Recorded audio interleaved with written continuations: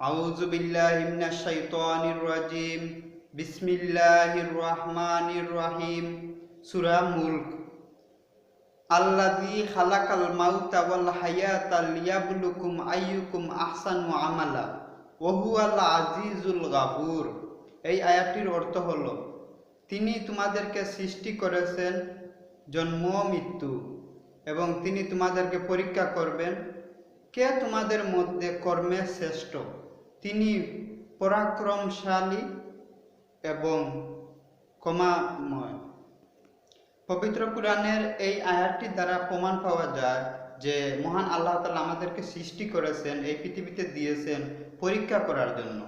কারো জীবন কষ্টের দিবেন, কারো জীবন আনন্দের দিবেন, উল্লাসের দিবেন,